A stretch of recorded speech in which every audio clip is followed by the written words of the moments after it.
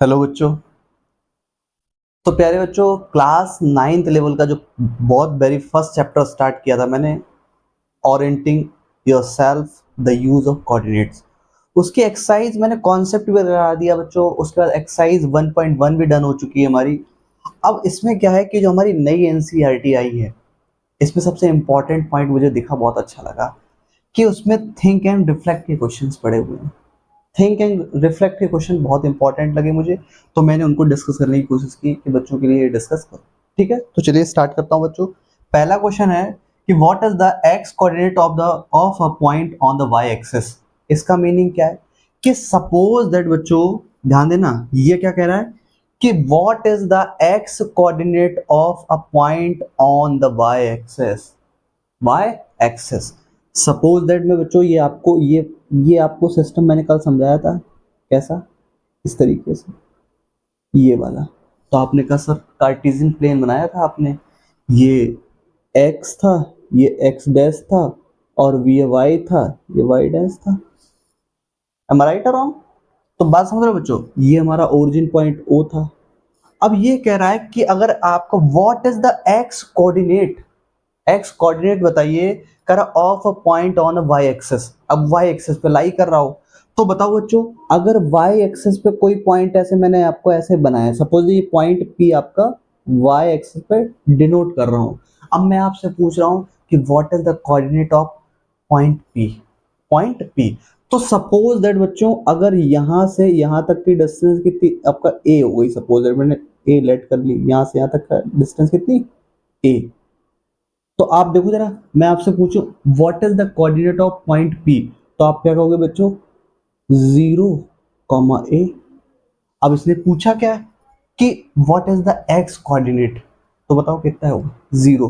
तो ऑलवेज एक बात ध्यान रखना बच्चों कि अगर कोई पॉइंट वाई एक्सिस पे लाई कर रहा है तो एक्स के कोऑर्डिनेट ऑलवेज क्या होते हैं, 0। चाहे वो point Y axis positive pay lie कर रहा हो, चाहे वो आपका वाई एक्सिस के नेगेटिव पे लाई कर रहा हो, ऑलवेज एक्स कोऑर्डिनेट क्या होता है, 0। तो आई होप बच्चों आपको फर्स्ट क्वेश्चन का आंसर मिल चुका है और बहुत अच्छे से क्लियर हुआ होगा। सेकंड क्वेश्चन कह रहा है is there are similar generalization for a point on the x axis. X axis, ध्यान देना, कह रहा है कि is there are similar generalization for a point on the x axis. अब बताओ जरा, सपोज बच्चों ये मैंने कार्टेशियन प्लेन बनाया, अगर कोई पॉइंट वाई एक्सिस पे लाई करता है तो एक्स के कोऑर्डिनेट क्या होते हैं, 0। अगर मैं कहूं कि बच्चे अगर कोई पॉइंट एक्स एक्सिस पे लाई करता है तो बताइए what is the coordinate of y, तो आप कहेंगे 0। तो ये बात समझ आ रही ना कि अगर वो कोई भी पॉइंट किसी वाई एक्सिस पे लाई कर रहा है, चाहे वो नेगेटिव है या पॉजिटिव है, तो ऑलवेज एक्स के कोऑर्डिनेट क्या होते हैं, 0। अगर वो पॉइंट बच्चों एक्स एक्सिस पे लाई करता है तो एक्स एक्सिस चाहे पॉजिटिव की बात हो या नेगेटिव की बात हो, ऑलवेज वाई के कोऑर्डिनेट क्या होते हैं बच्चों, 0। तो बात समझ आ गई ना, दोनों क्वेश्चन क्लियर हो गए। अगली बात कर, does point q y comma x ever coincide with point p x comma y, justify your answer. क्या कह रहा है कि does point q y comma x ever coincide with point p x comma y. तो एक बात बताओ, justify your answer, क्या क्या कैसे करना है कि ये अगर मैं आपसे कहूं कि बच्चे की एक पॉइंट क्यू है, उसके कोऑर्डिनेट आपका वाई कॉमा एक्स के टर्म में। अब आप कहोगे सर आपने तो कहा था सर एक्स कॉमा वाई के टर्म में होने चाहिए, तो वाई कॉमा एक्स के टर्म में कैसे आ गए? तो ध्यान दो जरा, अगली बात क्या लिखी, कोइंसाइड। कोइंसाइड का मतलब होता है एक की तरफ लाई करना, एक के ऊपर एक, मतलब एक की पॉइंट एक के ऊपर लाई करा, तो उसको बोलते हैं कोइंसाइड।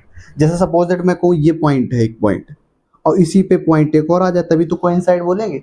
या ऐसे कोई लाइन है और इसी पर एक लाइन शो होने लगे तो कोइंसाइड होगी ना, समझ मारे कोइंसाइड का मीनिंग।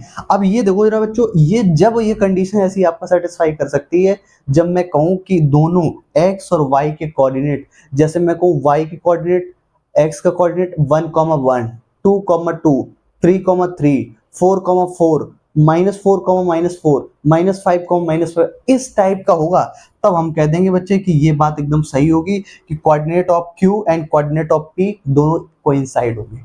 बात समझा? ये बात सही है कि नहीं है? बात समझ आ गई अच्छे से, कोई दिक्कत तो नहीं? तो आई होप ये बच्चे आपको ये थर्ड क्वेश्चन भी अच्छे से समझ में आया होगा।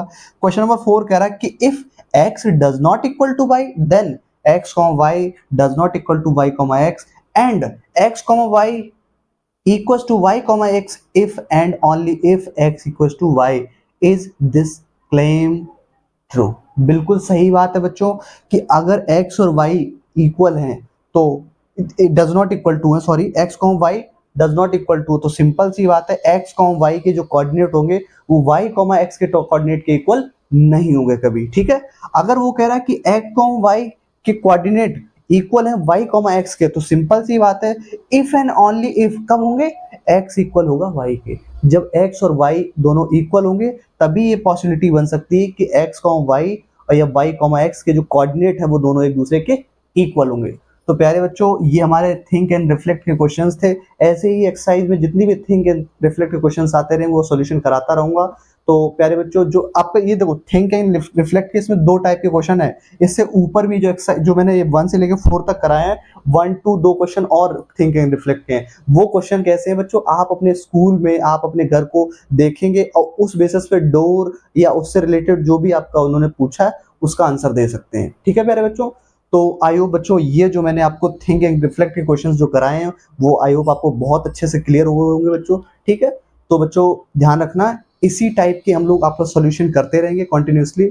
जो भी आपका एक्सरसाइज में आपका थिंक एंड रिफ्लेक्ट के क्वेश्चंस हो गए या जो भी एक्सरसाइज के आपका क्वेश्चंस कॉन्सेप्ट सहित बहुत अच्छे से आपको एक्सप्लेन करूंगा बच्चों, जिससे आपको सारी की सारी कॉन्सेप्ट क्लियरिटी, क्वेश्चन का अंडरस्टैंडिंग लेवल क्या है, वो सारी बातें समझ में आएंगी। तो प्यारे बच्चों, आज के लिए इतना ही। Thank you.